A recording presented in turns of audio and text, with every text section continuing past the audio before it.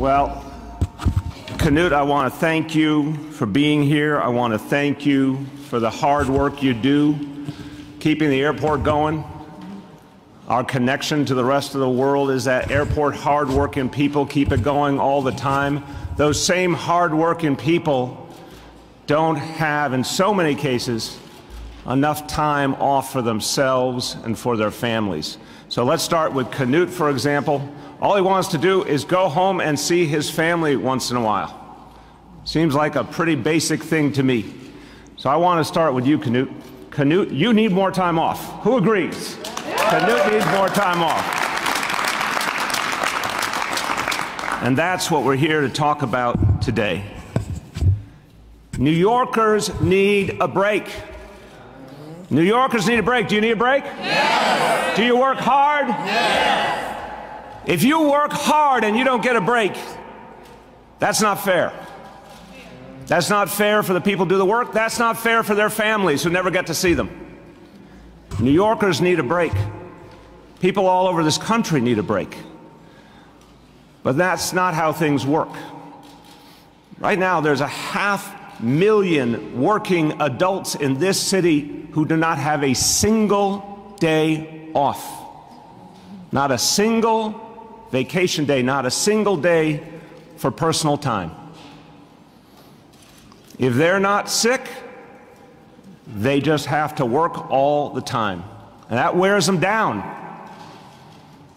That doesn't give them the quality of life they deserve. And that means their families suffer. The breadwinner in the family, or the multiple breadwinners in the family, don't get to see their children enough, don't get to see each other enough. That's what happens. It is bad for families. It's bad for your physical health. It's bad for your mental health. It's no way to live. Today, we're going to talk about something groundbreaking. We are literally talking about something that's the first time any city or state in this nation has done what we're about to do. But you know, New York often leads the way, don't we? Yes. Are you ready to lead the way? Yes. Can't hear you. You ready to lead the way? Yes. I believe you now. For the first time, we will be the first city or state in this nation to guarantee all workers 2 weeks paid vacation. 2 weeks paid personal time that they can use as they see fit. Because it's 2019, it's time to treat people decently. It's time to value people. Not just see them as cogs in the machine, but people who deserve to live life fully. I want to thank, first of all the folks behind me, because they've been fighting for this kind of change. They've been fighting for workers to be treated decently, to have a decent quality of life. Give each other a round of applause. Thank you for all you are doing.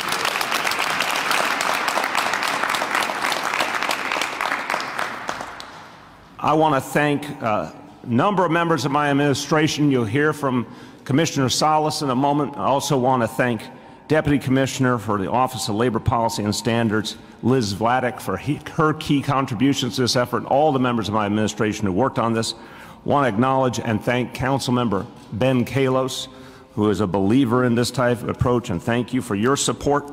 You're going to hear from some of my colleagues in a moment. But let's talk about what's going on here. This is a crisis. This is a crisis for families all over this city, all over this country. Family life is deteriorating.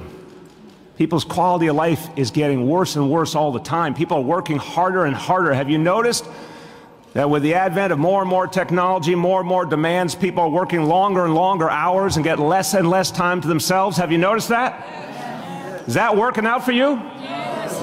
Is that working out for you? Yes. It's a struggle just to make ends meet. And that means something's broken. Something is not working. Something cannot go on this way. We can't keep making the same mistake over and over. That is the famous definition of insanity. Cost of living alone is forcing people to work harder and harder and harder. And when do they ever get a break? When do they ever get a break? Imagine this for a moment, my friends. It's 500,000 people. I always like to give you the comparison. That's more than there are people in the whole city of Miami.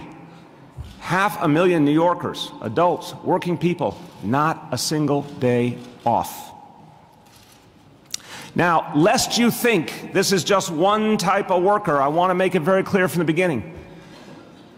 This is low-wage workers, this is working-class folks, this is middle-income workers too. There are a lot of people who make upwards of $100,000 a year who also don't have a single paid day off. 1 in 4 New Yorkers who have what we would consider good-paying jobs by any measure don't have that paid personal time. Almost 1/3 of all of our full-time workers and 3/4 of our part-time workers don't have the kind of time we're talking about here. Almost half of restaurant and retail workers. Obviously, so many fast food workers don't have this kind of benefit. Non-union hotel workers. There are so many New Yorkers who either have no time off or not enough time off. And they're barely keeping it together, and guess what they miss? They miss parent-teacher conferences, they miss school plays, they miss weddings, they miss family occasions, they miss funerals.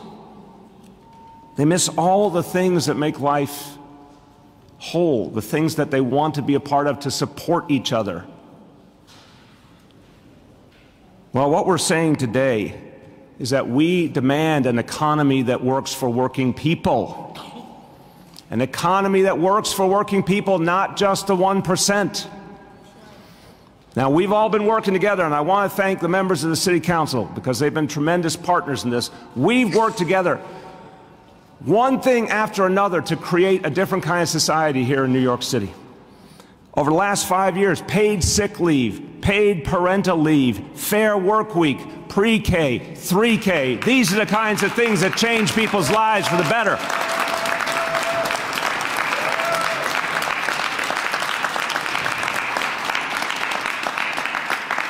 We will now work with the City Council to quickly take the next big step. We're going to work with them to pass legislation that says all workers, full-time and part-time, should have the right to earn up to 10 personal days every year. 2 weeks every year. They should have that right.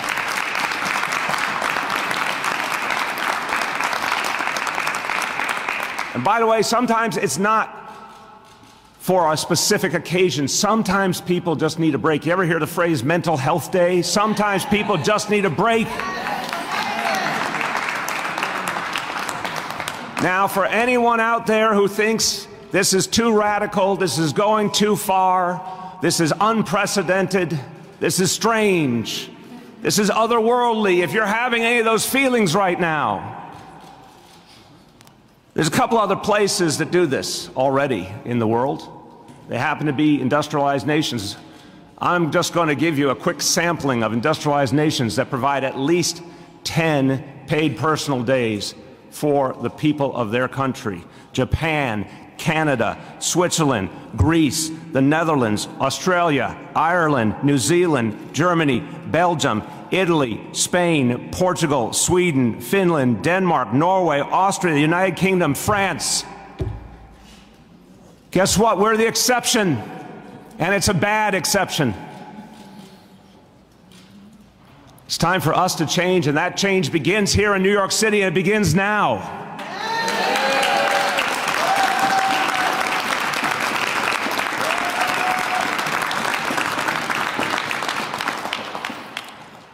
We're going to work quickly, but I want to emphasize from the beginning, this is the kind of thing that should be voted on quickly, but phased in smartly, to give our businesses time to adjust, particularly our small businesses, to make sure it's done right.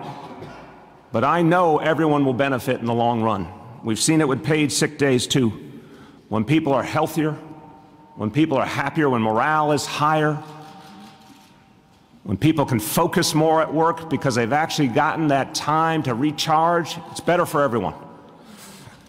Now, I know I can already write the script. You're going to hear, we've already seen it today in an article in the Washington Post, the Heritage Foundation, that reputable organization, telling us that this is going to destroy the economy.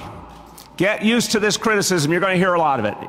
If we treat people decently, it would be bad for the economy, they'll say. If you treat people with respect and dignity, the jobs will go away, the businesses will flee. We've heard it over and over again. We heard it when we did paid sick leave. I think New York City's economy is doing pretty well right now, don't you? Right? We heard it when we started raising the minimum wage, every time we raised the minimum wage, and yet we have 4.5 million jobs in the city, the most we've ever had.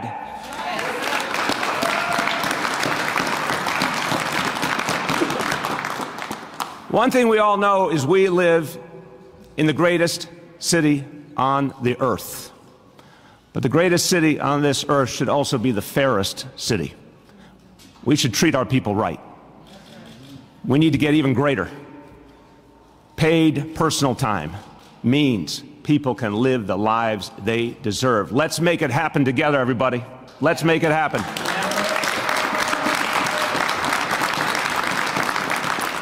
Few words in Spanish. Medio millón de neoyorquinos trabajan a tiempo parcial o completo sin pago por tiempo libre. Nueva York se convierte en la primera ciudad del país donde todos sus trabajadores tienen derecho a un máximo de 2 semanas de tiempo libre pagado. El tiempo libre no es un lujo. Lo ganamos con cada minuto de nuestro trabajo. I want to emphasize that point in English as well. People earn this time through their labor. They enrich the businesses they work for through their labor. It's time to give them something back for that labor. Paid personal time that they can benefit from. To tell you all about it, and she has been leading the fight to protect New York City's workers, our Commissioner of Consumer Affairs, Lorelei Salas.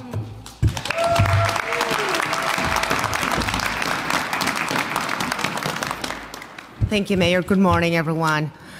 Mayor, you've said it all. And I just want to say thank you to this administration who has the vision to see that we can have a vibrant city while treating our workers with respect and dignity.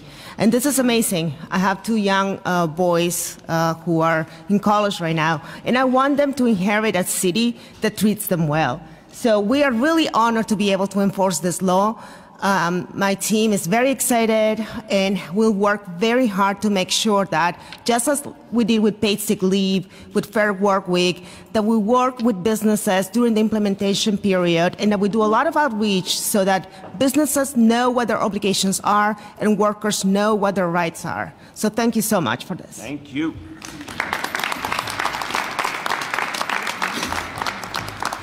You're going to hear from a few members of the City Council, but I also want to acknowledge a couple other elected officials, thank them for being here and supporting this cause. Thank you, Borough President Gail Brewer.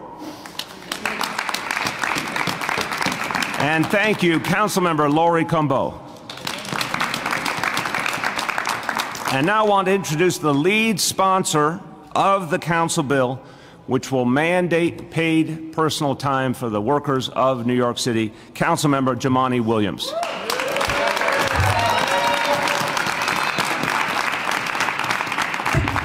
DJ. 32. DJ. It's a union town.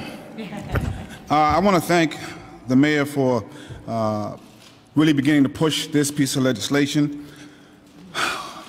Time off, we often treat it as a luxury. It is not. It is not a luxury. You cannot live a healthy life if you do not have time off. I learned that personally as an organizer. I went about 10 years without taking a vacation, which is actually the first problem of 2. One is we have a culture that makes it seem like you should feel away for wanting to have time off. And that culture makes people feel bad for taking time off even when they have it. The second part is many people don't even have the ability to do it. And the reason for that is the love of this. Not just this by itself, but the love of this. And the love of this has caused all manner of abuse on workers. And we're starting today to say that the love of this is not more important than the people behind it. Amen. Amen.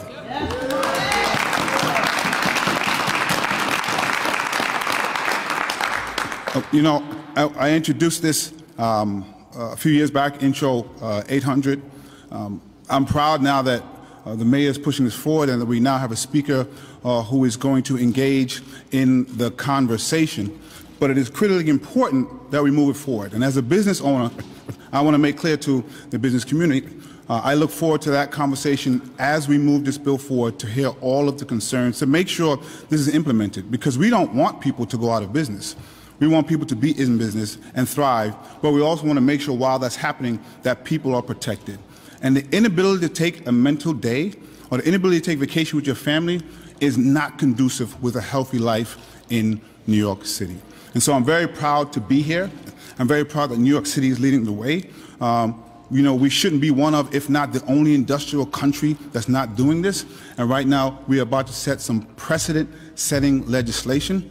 But I want to end on this note, because it's critically important. It shows the importance of local government. We look at what's happening in the federal government. When the legislature and the executive disagree, they shut down the government. It's no secret that, you know, the two halls sometimes disagree here. But we find a way to come together on issues that we care about. And I'm hoping what's happening will be a message, a lesson, an ideal that other governments can learn from. Thank you.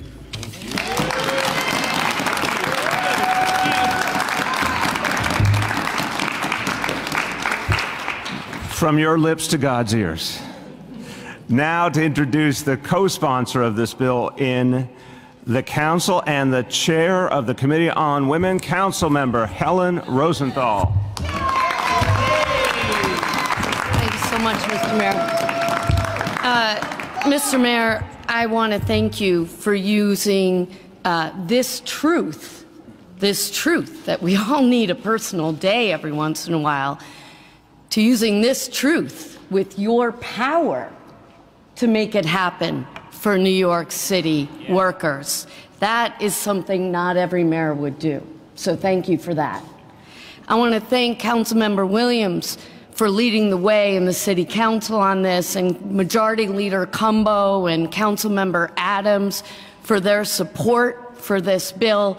As the chair of the Committee on Women, as one of only 11 out of 51 members of the council who are women, I would say that we need more women on the council, despite the fact that it was a man who's okay, and our mayor.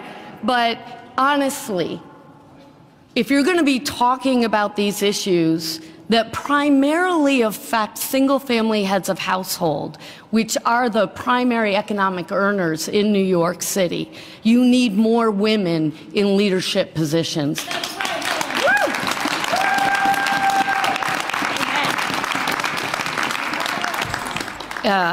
The night shift worker who wants to go to a parent-teacher conference, as you said, to go to their child's school play. The night shift worker who has to take their family member to the doctor and therefore can't do the double shift. They're finally getting an opportunity to take a day. And I know that with Commissioner Salas at the lead, that in fact, you will make sure that business owners are implementing this law, which is so critical. And it means that New Yorkers in New York, we are indeed going to put people before profits. And that's where we need to be in New York City. Thank you.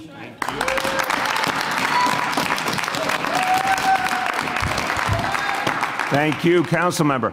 You know, in New York City, there's a little, quiet, small organization called 32 BJ. And I've never heard him be quiet. That was a joke. And wherever folks need to be organized and uplifted, where their rights need to be protected, where they need better wages, better benefits, better working conditions, you're going to find 32BJ at the forefront. My honor to introduce the political director of 32BJ SEIU, Allison Hirsch.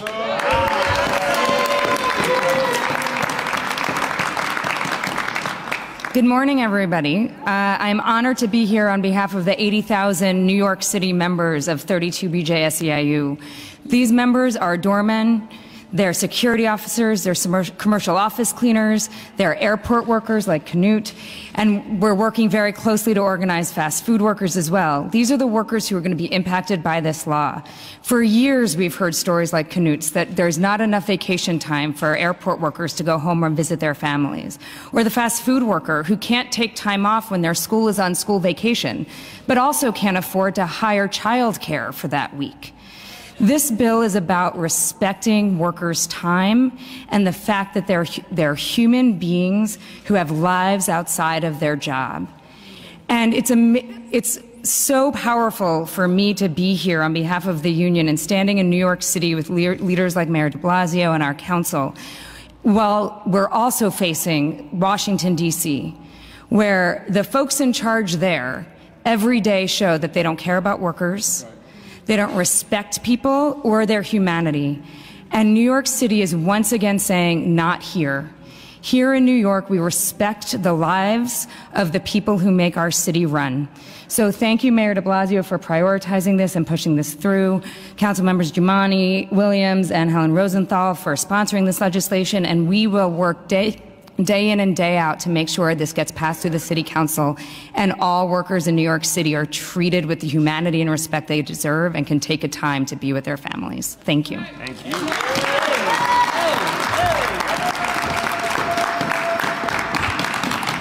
Thank you. Okay, we're going to take questions on today's announcement, then we'll take some questions on other topics after. Questions on today's announcement, Rich. Mr. Mayor, you mentioned phasing this in smartly, I think is the word you used. Correct. What does that mean in terms of time? Well, the great model we have is the paid sick leave legislation, which turned out to be a tremendous success.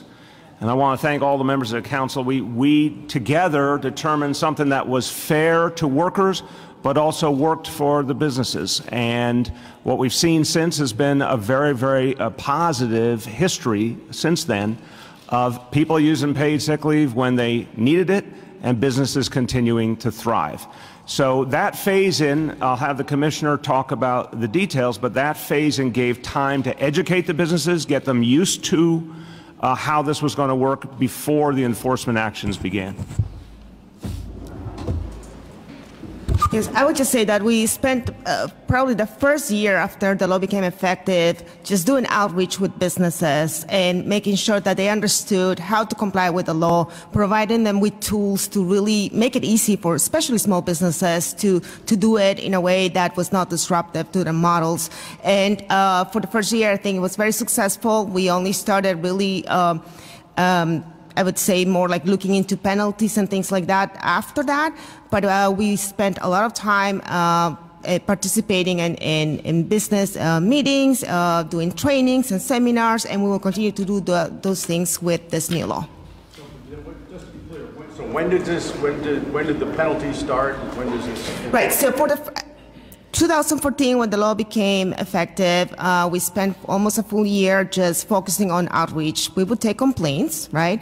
But I can tell you that since then and through, I would say up to maybe a few weeks ago, the numbers were close to $8 million in restitution that we've obtained for workers. And a percentage of that, $1 million or so, were in penalties. So the focus has still been in making sure that the right is available for workers, and in some cases we have assessed penalties, but the focus is on making sure that the right is accessible to workers. So what does that mean for this? Okay, but let me clarify. There's got to be a legislative process. Yeah. So What we're doing today is making clear this is going to be a priority of this administration, and we're going to fight very hard for this. But I think it's also fair to say the Council is already sympathetic to this idea. Had a good conversation with Speaker Johnson about it yesterday. There will be a legislative process. As with any major piece of legislation, it's important to go through the details, look at all of the different elements. One of the things that Speaker Johnson and I talked about is the fact that here in New York City, I want to echo Jamani's point, here in New York City we have crazy, wacky things like legislative hearings for major pieces of legislation. We have debate. We allow the different stakeholders to come in and talk about what matters to them and how it will play out, as opposed to some of the stuff we see in Washington, D.C., where huge pieces of legislation now are happening without any normal legislative process. There's going to be a full process here. So, Rich, the answer we were giving before is that we think the paid sick leave model of how to implement, how to phase in was very positive. We think that's a good one to use in this case, too. But there has to be a whole legislative process. Yes.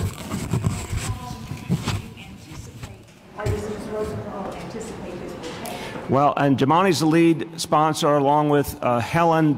I would say this is one that I hope can be resolved in a matter of a few months, personally. I can't speak for the Council. They have their own process.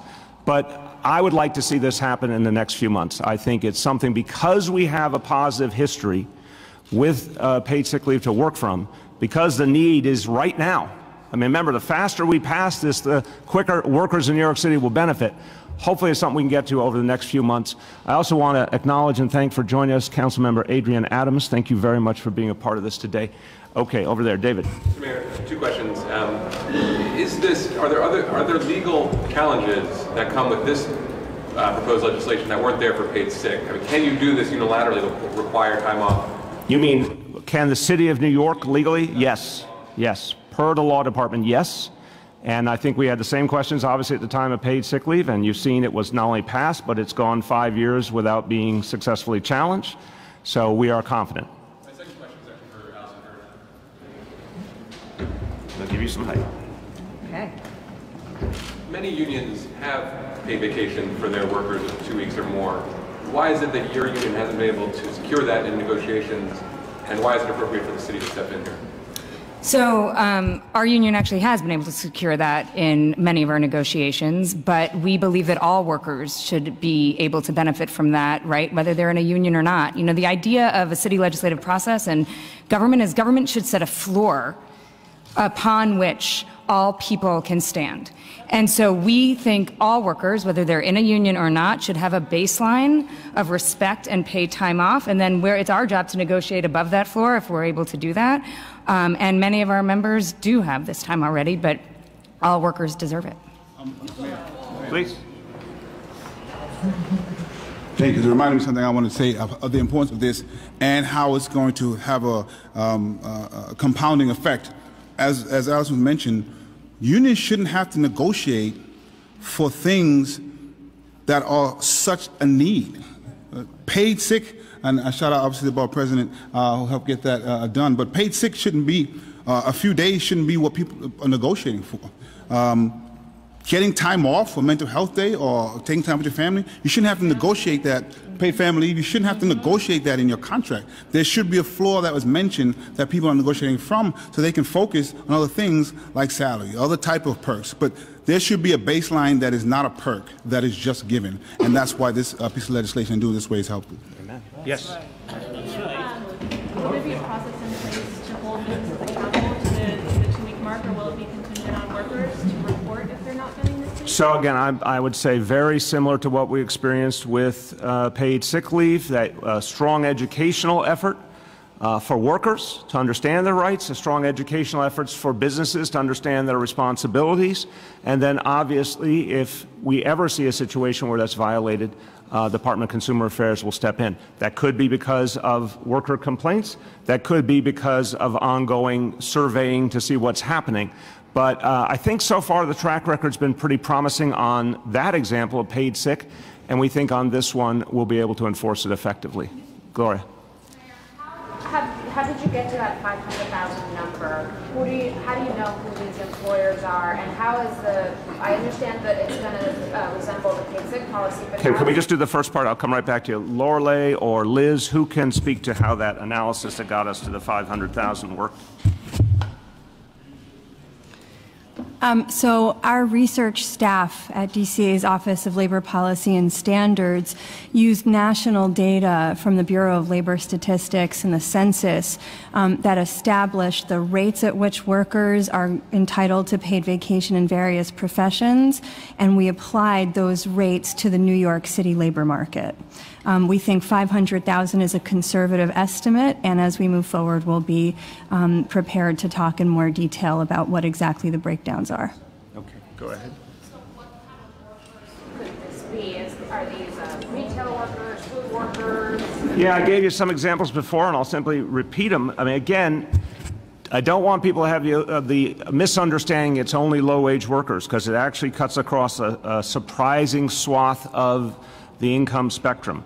As I said, there's a number of workers who make even between $50,000 and $100,000 who do not have paid personal time. A lot of our full-time workers, even more of our part-time workers, and I want to remind people, a lot of people right now are working multiple jobs. They're stitching together multiple jobs, including multiple part-time jobs. If you're working a bunch of part-time jobs, you're still working full-time, you still need time off. So that's why we want to apply it to the part-time workers as well. Our estimate is almost half the restaurant and retail workers in New York City do not have paid personal time, overwhelmingly fast food workers and non-union hotel workers.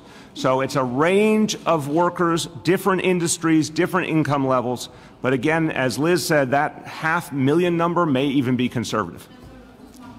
Is there a minimum a minimum number of employees that an employer has to have in order to 5 or more, like with paid sick leave. So if you have 4, 3, 2, 1 employees, it does not apply to you. 5 or more. Grace. When you were saying earlier about this you wanted to take only a few months, were you referring to the legislative process? When do you have any sort of anticipation for when you would like, assuming the legislative process goes smoothly, when you would like this to actually be up and running? So again, I never will speak for our partner body of government. I want to respect the council and what they need to go through to have a thorough legislative process. I'm hoping we can do that in a matter of months. And then the phase in, again, I would anticipate is very much like paid sick leave. We can get you all the details of how that is done. But starting quickly, but primarily in the first instance with education of both workers and businesses. We want people to start doing it right away once it's legal and implemented. But we also are going to be cautious about the enforcement and any penalties to give people time to acclimate. Coming to you. Hold on. To the business community, I'm thinking small business owners in particular who just had the paid sick leave a few years ago enacted, and now maybe saying, you know, we're just stabilizing from that, and now we're going to have to give our workers another 10 days of leave. So again, I want to emphasize people each year have to earn the time. I want to make sure this is clear. They have to accrue the time. There's different standards that we can talk about how long you have to have been on the job before it activates, and then how you accrue the time. I think we should do that in a moment for clarity. So either Lorelei or Liz will do that. But in terms of the small business community, so I've spent 5 years talking to small business owners at town hall meetings and lots of other forums. Small businesses are hurting in this city. There's no question about it. We've tried to do a lot of things to support small business, like reducing fines and reducing the commercial rent tax in much of Manhattan. We're going to go to Albany and fight for a vacancy tax to try and address the vacant storefronts. There's a lot that we have been doing and will be doing. But this, bluntly, is a priority for this city because people's quality of life is declining. It's not improving. It's declining. I want to be really blunt about this. People are working longer and longer hours, struggling more and more to make ends meet. They have less and less time off, less and less time with their family. That's a crisis. So I care about small businesses. I want to support small businesses, but my first concern is working people. The priority here has to be working people. And I guarantee you when we put working people first, we end up with a better, healthier city. And I also can tell you from the previous experiences with paid sick leave, with minimum wage increase, with paid family leave, all the things we've worked on, they have only made the economy stronger. We have facts to back that up. We have more jobs today by far than we had 5 years ago. We have a booming economy. We have areas of our economy that are growing, particularly technology. We have a lot of companies, including leading national companies, that believe this is the right thing to do, and they're doing it themselves already because they believe it's the enlightened approach. So from my point of view, this is an imperative. We're certainly going to work with the small business community, and there will be a legislative process to make sure there's particular adjustments we need to make, that we consider that. But the priority to me is clear. So let's get either Lorelei or Liz to talk about how it phases, the accrual time and all that, and how many days you have to work before it activates, based on the proposal now before. Right. Do you want to help me out here? It will be similar to paid sick leave, which right now you have to have been employed for at least 120 days before you can have access to the leave, and you're accruing 1 hour every 30 hours of work. So that's, there's a period of time before you can actually enjoy this leave. And the proposal right now is similar, and we will see what other details get worked out through the legislative process. Anything you want to add? On the accrual, did we get both how long you have to work and how accrual works? We did it. So yes, 120 days is how long you have to work before you can actually take the leave. At that company. Right, at that company, and you accrue at the rate of 1 hour for every 30 hours that you work if you're a full-time employee. The only other specific criterion is that you have to work for the employer at least 80 hours within the year. And so between that and the accrual rates and the dates of usage, it's a very logical scheme that's set up to help make implementation and easing it in more, more streamlined. Okay, someone over here, hold on, we're coming around. Go ahead. Answered it in part, but let's say someone works 2 part-time jobs and works 80 hours at least, if not more for them, then do they accrue from each? That's a yes. Does that mean you could have more than 10 days? No, so the grand total for the year under this policy is 10 days. 10 full days in a year. Obviously, we'd love to see if there's a situation where an employer can give more, that's great, but this is the standard we're setting. Okay, over here, yes. Many people that I know who don't get vacation time are working on contract basis or sort of these like permalance arrangements that a lot of businesses used to frankly get around, things like payroll taxes or things like that. Would those people be eligible for under this law? And if not, are you concerned that businesses might try to move these to a contract basis to avoid this law? Excellent question. Lorelei, Liz, you want to speak to that? Right, the law will not apply to freelancers, right? But we are always in the office as part of the work that we do protecting workers. We're always on the lookout for misclassification cases, right? So if we can see that there are people who should have been classified as employees, we will certainly seek to assert their rights under this law. It does not apply to freelancers? Right, it does not apply to freelancers. It applies to employees. Employees. Clarify, if you are a part-time employee or on a freelance basis, a lot of people work on a freelance or contract basis. This does not help them at all? Again, I want to repeat, don't go away. You can join in too, don't be shy. Because employee-based companies are the place where we believe we can implement this properly, it's going to have a huge impact right there on 500,000 people, we think.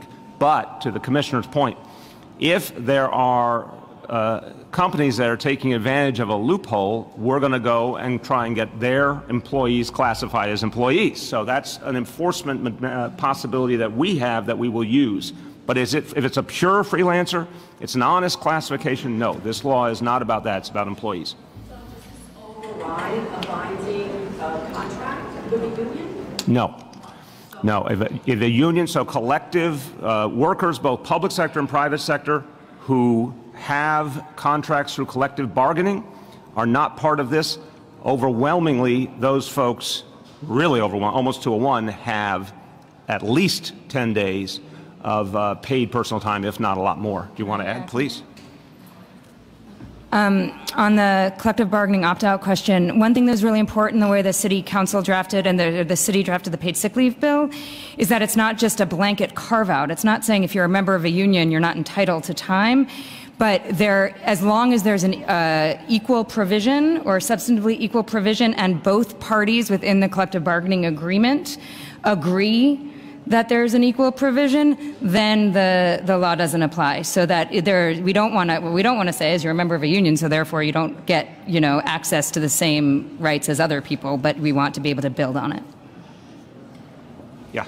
Mayor, could you clarify out of the 500,000 people that are targeted here, how many are union and how many are non-union? As I just said, anyone who is a part of a collective bargaining arrangement is not part of that 500,000 and not part of this law. Veritably, every worker under collective bargaining in New York City, public sector or private sector, already gets at least 10 paid personal time days a year. Then could you give us some examples of some of the companies that will be affected there? Sure. I mean, these are paying high pay salaries. well, again, we can get you, if we think there's some particularly good examples of the companies, but I'm going to give you the types, and I'm sure you can figure it out. We're talking about half of restaurant and retail workers. There are a couple of big retailers who have gone and given people proper paid personal time, but most don't. Again, about half of our restaurants, which are not unionized, obviously. Fast food, pretty much across the board. Non-union hotel workers. I mean, you can plug in the brands yourself. It's a lot.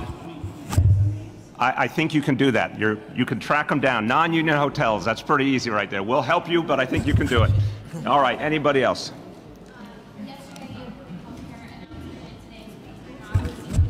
Creating some sort of a momentum? Is this because of your distrust in Albany, D.C.? I don't know how I could distrust D.C. at this moment. I don't understand that.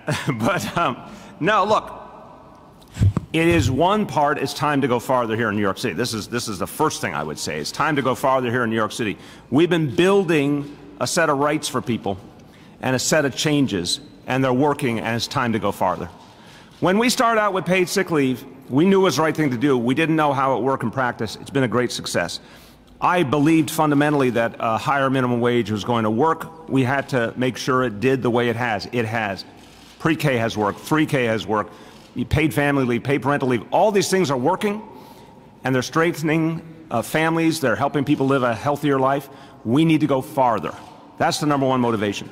On the comparison to Washington and Albany, the entire time I've been mayor, Washington has done next to nothing, regardless of who is in the White House or who is in the Congress, because everything's been divided. The only time where there was unified government where I was mayor was the last 2 years. And even then, obviously the Trump administration was not successful moving anything that actually helped New York City. The only thing they did was a massive tax giveaway to the wealthy and corporations, which hurt New York City and hurt a lot of states. So I'm used to the notion that Washington is paralyzed. I hope that's going to change in 2 years. Albany was often paralyzed too because of divided government. We finally have a Democratic state Senate. I think that could make a big, big difference. But we're not going to wait to see what happens when there's things we can do right now. There is literally a quality of life crisis for so many New Yorkers, and we've got to address it right now. Yes?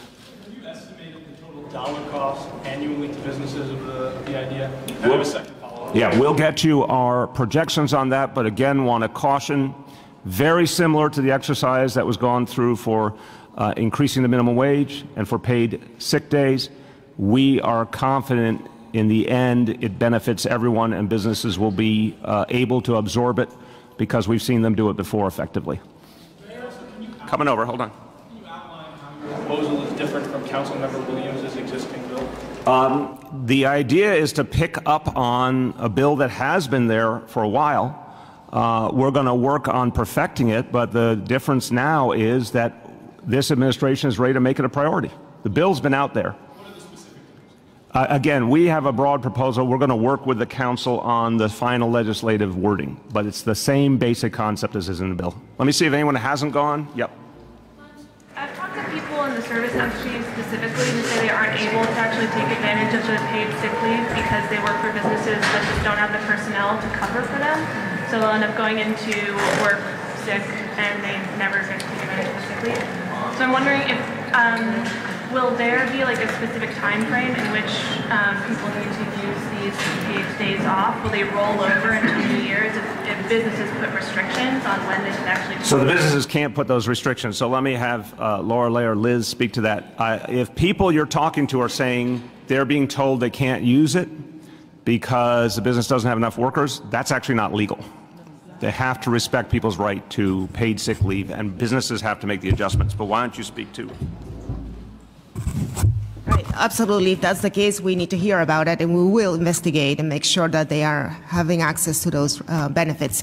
And I'm sorry, but I just blanked out on the questions. Go ahead. Oh, right. Yes, absolutely. So they will be able to roll over the 80 hours to the next year, just like with paid sick leave. It's the same type of format. But not add on top. Make that clear. It's 80 hours. It's 80 hours maximum per year. Right. So yeah, explain the accrual point there too. Sure. So first of all, employers may not put conditions on when workers can use paid sick leave. Workers don't have to find a replacement. If they're sick, they're sick. If you've got folks who are telling you this, please have them call 311. Accrual, 1 hour of time for every 30 hours worked. At the end of the year, whatever you've still got in your bank carries over. That's in your bank on January 1st. And you can continue to earn more hours in that new year, but only up to a maximum of 80 hours for the full year. And clarify on the difference. One quick thing on the paid sick leave, that may be something that you need from one day to the next, right? But with vacation, with a paid personal time, we anticipate that employers may ask for some advance notice. Right, and that is part of the concept, that there will be a requirement of advance notice when it comes to paid personal time. But I want to also make sure everyone's clear. We have a great model with paid sick leave. It's foundational to how we are approaching paid personal time. But paid sick leave is 5 days per year. Paid personal time would be 10 days. And there are some different standards because sick leave in certain cases needs to be documented. Paid personal time is obviously personal time. Okay, yes. Oh, hey, I'm sorry, one sec. Just want to acknowledge and thank Councilmember Danique Miller for joining us. Thank you very, very much. First question is, are you concerned that somebody will be fired short of the time necessary to qualify just because the employer feels he can't afford to give this person or his employees 2 weeks paid? We have to watch for unintended consequences everywhere we go. When we're trying to improve people's lives or improve policies, we never ignore unintended consequences. So the freelancer question's a great one. Yours is a great one. In practice, again, we have a big body of evidence with paid sick leave that helps guide us. And we have not seen that in any appreciable manner so far with paid sick leave. So I would hope that is not the case. If it is done consciously and systematically, I think right there they'd be running afoul of the law. Paid sick leave and the distinctions between paid sick leave and what you're proposing here today. Number one, it's the 5 days. Correct. 10. But even more so, there's a much more direct relationship between the public's health and sick leave. Correct. And granting someone 2 weeks paid vacation. Yep. Largely discussed the health consequences of not getting a vacation. Yep. But if you're in court, you may have a much more difficult time demonstrating the public health necessity and the public health interest in granting, in mandating vacation rather than paid sick leave. I think you're assuming, and it gets back to the earlier question that David asked, that there's a jurisdiction question here. There is not a jurisdiction question. No, listen to let me answer and then I'll come to you. Let me answer. We believe we are on firm legal ground. We believe we're on firm moral ground. We believe we're on firm policy ground. This is the right thing to do for people. So if you say, well, it's a different matter than protecting health, yeah, you're right. When we talked about paid sick leave, we talked about things like people going to work sick and infecting everyone else or infecting their customers. It's a different thing. What we're saying now is there's a crisis for 500,000 people that they don't get any time off. That is a thing unto itself. That's a problem unto itself. That is not a healthy society.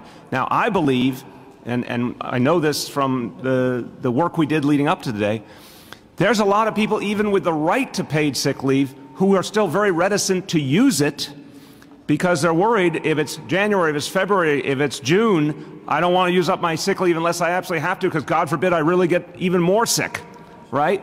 So the fact is a lot of New Yorkers have paid sick leave rights, don't use it at all or use it very sparingly. Even sometimes when they're sick, try to make sure that they shepherd them. People work extraordinarily long hours. I think you could say, as a matter of fact, that purchasing power has gone down over time with the cost of living in the city going up. Real wages have not advanced sufficiently. Technology is actually causing people to work longer hours. Lots of New Yorkers are working multiple jobs. All of these things are coming together. There's unquestionably a policy imperative here to improve people's quality of life. And we think it can work for businesses. We think it will lead to employees who are more rested, who are more effective, who are more accurate, who have better morale, etc. Go ahead. I would just say that's the argument that unions should take to their employers. That's number one. So it's ironic to see unions here. They should be out organizing. I would argue, and I don't want to get too theoretical, but I think you know something about history. I would argue you look at the New Deal and a lot of other moments in history where unions pushed the government to change the rules of the game in favor of working people. They didn't say, we'll just go out and fight each individual battle. They said, we want things like a 40-hour work week. We want fair working conditions. We want to make sure there's no child labor, whatever. Those were all legislative policy ideas. This is specifically in that same line, the kind of policy that should be universal. The other fact is, I mean, I could read you the list of countries again.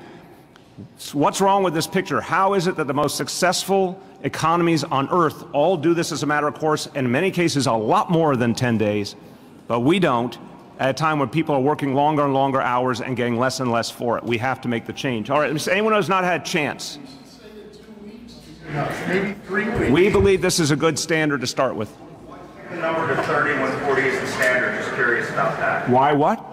The hour accumulation to 30 as opposed to 40, which is kind of the work week standard, as you just mentioned. Anyone want to talk to that? Experts? The idea is not that the idea of 30 hours is not that there's a direct link to a typical work week. In fact, it's the opposite. The concept here is to de-link accruals from all the range of schedules that people have. That's why it's so important to remember that part-time workers are covered the same way full-time workers are, as the more you work, the more hours you accrue.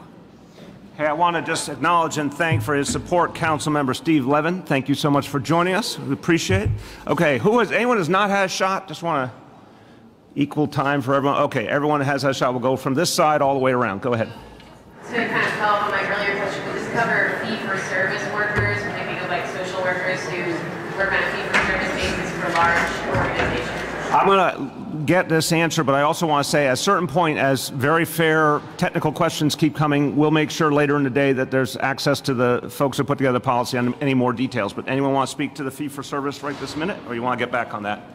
Let's come back to you. I kind of on this broader subject, I know you say that the city always looks for misclassification cases, but there's a huge universe of people who work on a contract basis on a regular basis in industries like entertainment, theater, a huge portion of the city's workforce who won't be touched by this. Does the city have any plans to look more deeply, more broadly at that universe and at whether employers will try to use that to get around? Yeah, I mean, I think your point is a really good one, but I also want to say we build policy step by step. A few years ago, we weren't sure that we could get to this step. We focused on paid sick leave first. The success of paid sick leave helped us to understand we could take this next step. You're absolutely right. There's a real challenge with workers who are in a part of the economy that's harder to reach, harder to regulate. We're going to look for ways to do that, unquestionably. I just want to make sure it's clear that we do currently have strong protections for freelancers in New York City, right? To date, we've received over 600 complaints from freelancers who were not getting paid for the work that they did, and we helped them recover over $660,000. So there are benefits right now for freelancers. We're always looking at an ever-growing workforce, and we will continue to do so. Yeah, and there will be more on that soon. Okay, coming around, yep. Like use it or lose it, you don't get, it doesn't roll over from year to year. Well, one thing that I got educated on, see if I learned my lesson, is you get the amount in the year, but if you, for example, let's say you go a whole year and you don't use it, it all rolls over. That means you've already completed your accrual for the next year, so you can use it like January 2nd, you know? So I think that's the point. In a perfect world, everyone would use the time in each year and then re-up it. But there is actually something positive and advantageous. If they don't use it in 1 year, it's ready to go at the beginning of the next. Okay, let me see. Yes? This might fall into the very fair but technical question. I accept. Two things. First, how many businesses are we talking about? How many businesses cover the 500,000 workers? I don't know if I have an easy number for you, so we're going to come back on that in the technical discussion. Cash out the days if you don't use them? No. That is no, you use them. They're there to be used as days, not as cash. Again, collective bargaining agreements are different, but this is how this is structured. Go ahead. Have you ever counted up your own vacation days? Have I ever? I don't know, because how does it work? No, for me as mayor, it's the job has no beginning and no ending. It's literally, I wish you should come along one day, Rich. Come on a journey. It doesn't matter where I am. It doesn't matter if I'm quote unquote on vacation. This is what I'm doing and talking about all day long. There's literally no day where it isn't something I have to deal with a lot of the day. So I think I'm in a pretty aberrant situation. So I would say it is a 365-day-a-year job. Some days I get to spend time with my family. Sometimes I get to go away and do something, but the job goes with you. Okay, last call on this on top. Yes? You mentioned in the earlier remarks that there's some people who make over $100,000. No, I said up to. What kind of job is close to that threshold? Just curious what you were thinking of. Liz or Laura Lake, you have some examples on the higher end, or you can get back if you don't have pure examples. Higher paid clerical workers, accountants. Come on over so they can all hear you. Sorry. Yeah, higher paid clerical positions are a good example. We can provide more. And that we're talking that 50 to 100,000 range. Does that factor overtime, or that's what the base salary? Either way, whether the person is OT exempt or not, it's total income for the year. So we'll get you more on that later on. Last call on this announcement before we go to other topics. Last call, yes. Yeah. Might be a good bridge. A bridge. We always love a good bridge. So yesterday, the health. Actually, hold on. These poor folks have been standing here. Let's give them a little break. Hold on one second. Everybody, thank you for being a part of this. Well done, everybody. Thank you. Thank you. You're free.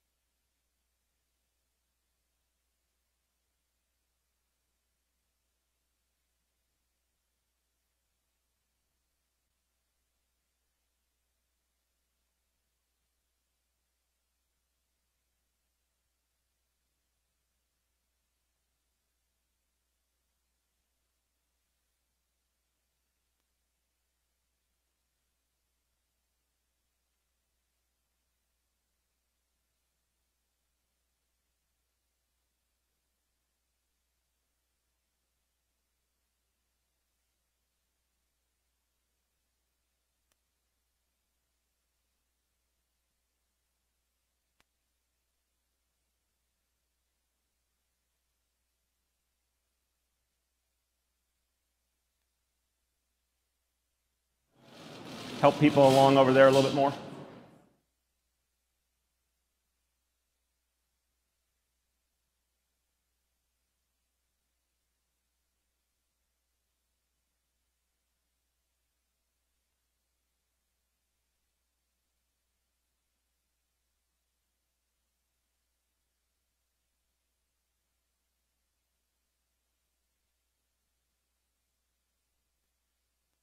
Do the formal Q&A. I'm going to turn the tables, ask a question to members of the media.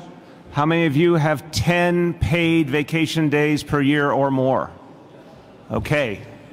Don't you want everyone else to have it? Okay, that's all I want to say.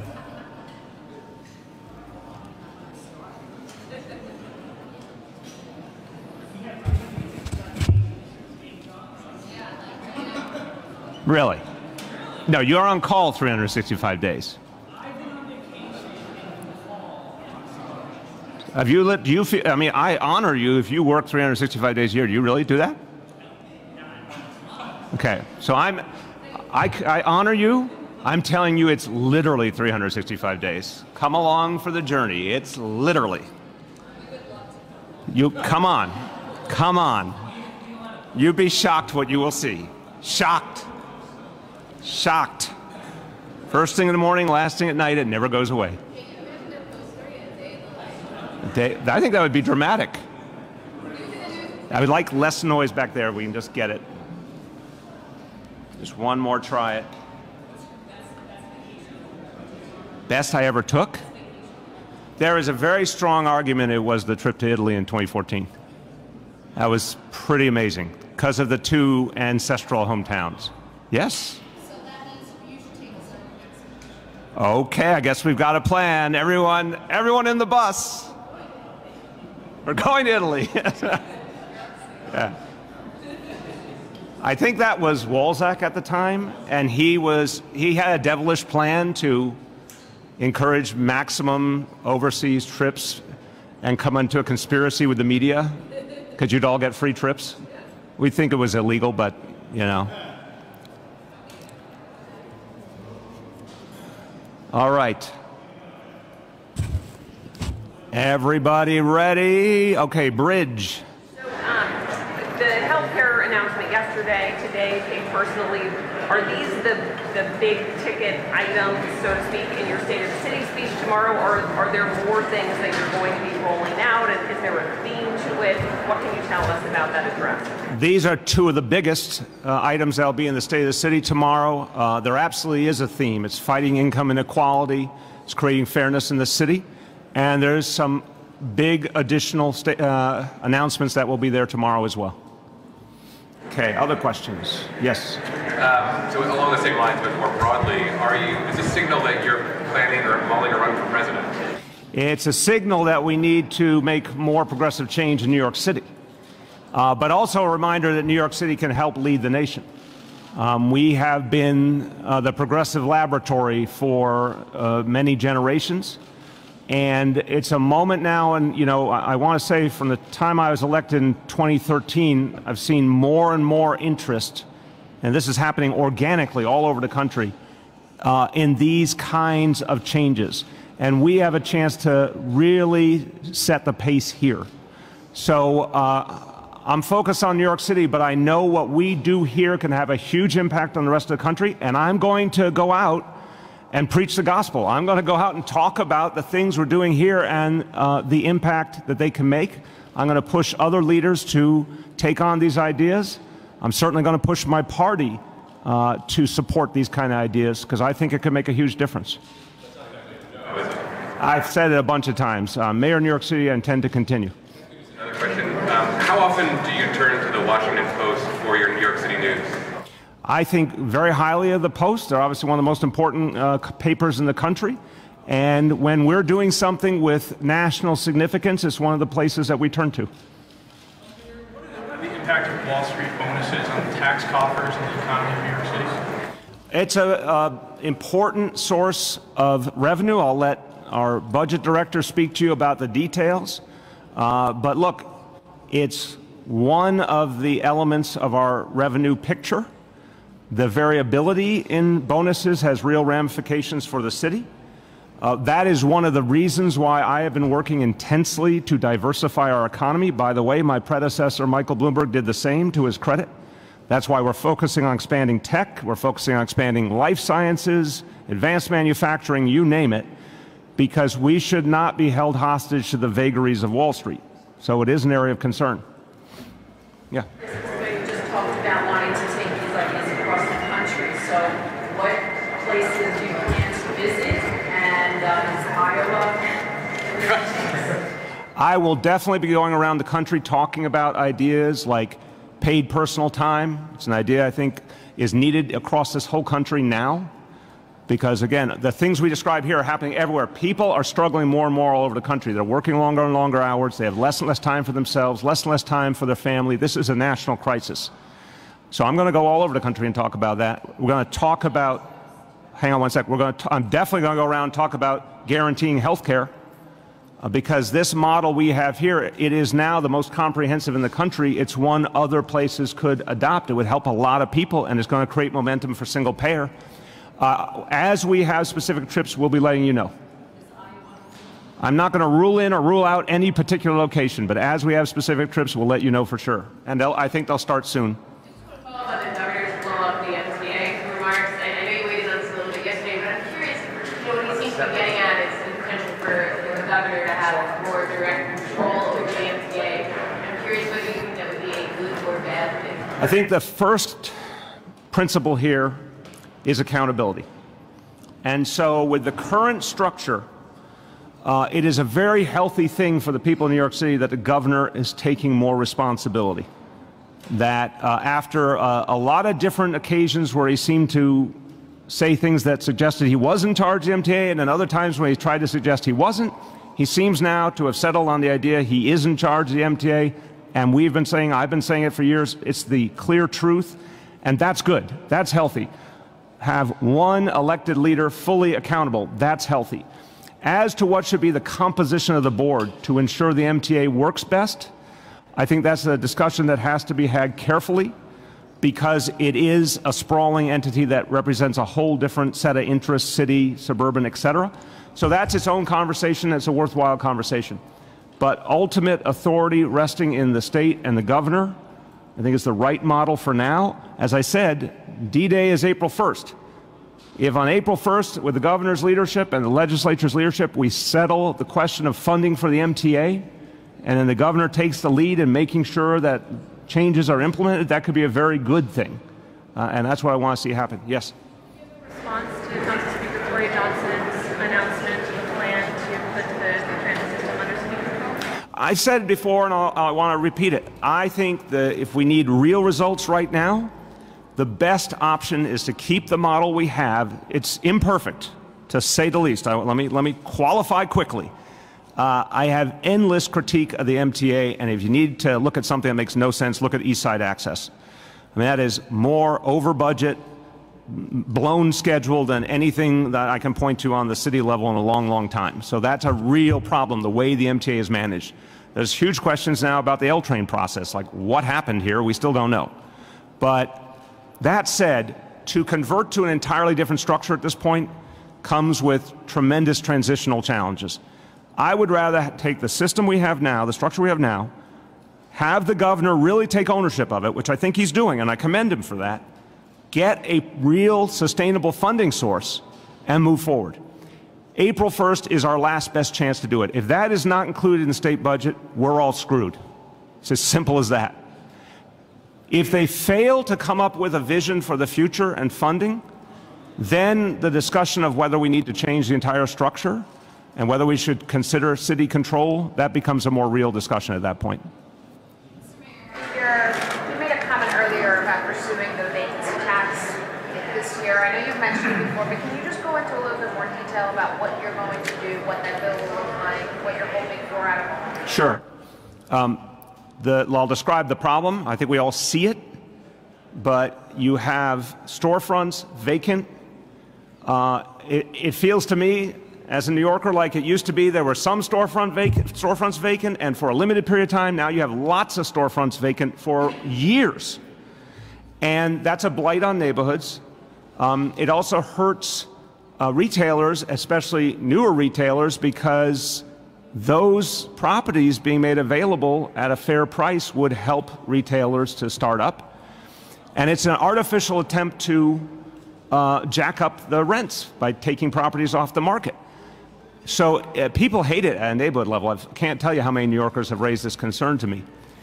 Vacancy tax is a simple idea. It says, you know, if you leave your property unused for a certain period of time, we're going to penalize you. You still have a right to do it as a property owner. We can't force you to rent it out, but we're going to make it harder for you to keep it vacant by penalizing. Something we need is obviously the state has to do this. We can't do this at the city level. We have to figure out what is a tax that creates an incentive to put that property on the market at a fair price, but is not too onerous. I don't know what that number is today. We're going to be working with Albany legislators on that. I think the time frame is another important point. Some would argue after 1 year, some would argue after 2 years, maximum I'd say 3. I think I think it's somewhere between 1 year and 3 years is the sweet spot. Yeah. Have you had any conversations about backstopping food stamp funding in the city if this shutdown continues, and what does that look like? Right now, our OMB director, Melanie Hartzog, working with our first deputy mayor, Dean Fullhan, are putting together an emergency plan to address the effects of the federal government shutdown on New York City. We said yesterday we're getting to the point that it is going to be dangerous for the people of this city if this thing is not resolved. We're getting to the point, I believe the history is it's never gone 21 days before. Anyone know what day we're in? So 18. So we're about to, unfortunately, our country's about to set an all-time record for a shutdown. So that emergency plan is being put together. We'll have more to say on that in the next couple of days, and we definitely have to figure out how to address the SNAP question. I don't know what that will be yet, but that's something we have to consider. I've been talking to people who run food pantries who say that the allocations that they get from HRA for the month of January have yet to arrive. Have you heard anything about that, and do you know if it's related to the shutdown? I don't know if it is, and we can get you that answer. Eric's attention was wandering. I have to constantly keep him focused. We'll get you an answer today on if the situation with food pantries has anything to do with the federal government shutdown. As a general rule, I have found HRA to be very responsive in terms of getting support to food pantries. But if it's something internal, we will definitely fix that immediately. Yes? Comment on the wild arrest that was made up in Washington Heights with the 2 officers that have been investigated. Yeah, so let me add, there's a couple different pieces here. This is very preliminary. I have looked at the video. There is an investigation underway by the NYPD. My understanding of the context is that the individuals involved, not the officers, the individuals involved were creating a real problem for neighborhood residents. And I want to emphasize, I don't have all the facts yet, I'm waiting to get them, but I want to emphasize any time an officer tells someone they're going to be put under arrest, it is the obligation of that individual to comply with the officer's order and not resist. But that being said, the images I saw in that video are really troubling. And we need to know a lot more. If people are on the ground and yet there's still physical action being taken, that concerns me. So I want to get some answers, and I want to quickly hear from the NYPD what their investigation yields. Yeah. Happy New Year, Mr. Mayor. Happy New Year. Announcements on your climate action plan for the city that we can look forward to? We're going to have more to say soon. Definitely going to move forward on building mandates this year. And there's some other things that we're looking to announce too. I want to make clear on climate, we have to speed up the pace of all our efforts. So I'm very proud that we are divesting our pension funds of fossil fuels. I'm very proud that we've set the highest goal in the nation for investment in renewables. But there's a lot of additional pieces we have to do quickly. So you're going to be hearing more on the building mandate soon, and then a number of other pieces coming up. Update on the timeline on placard misuse. We've been waiting for years and soon. Yep. This one, I am hoping for January. It's January or February, I think, is the honest truth at this point. One more. Have you got it? Yep. Mayor, how do you feel about free needles to drug users who are then using them and dumping them by a train station in Washington Heights? Well, are you talking about a needle exchange program? I don't know the specific thing you're talking about. I'm sorry, I didn't happen to see it today. So is it a needle exchange program or something else? Do you know what a needle exchange program is? You look a little dubious there. Okay, I want to not speak to it until I know what it is, so we'll get back to you later. Go ahead. This one's on page Yeah. Did you say this was going to be paid for? So, like paid sick leave, this is something we believe people need. We believe it's in the interest of our society. We believe it's in the interest of our employers as well. So they can make adjustments, we believe, in schedules and in the approach that they take and can accommodate this. There certainly will be some cost to employers, unquestionably, but we believe it's something that they can handle and it's absolutely necessary for working people. Wait, last call. Mayor, have you had any pushback at all? I know this is a brand new thing today on the vacation time. Have you heard anything from, I don't know, Kathy or anybody else? I'm sure we will in the course of the day. We've heard from the Heritage Foundation, as you saw earlier, and I know there'll be a lot of pushback. There was a lot of pushback on increasing the minimum wage. There was a lot of pushback on paid sick leave. The pushback was wrong, and we've proven them wrong. And I'm convinced we'll prove them wrong again, but I expect real opposition on this one. Thanks, everyone.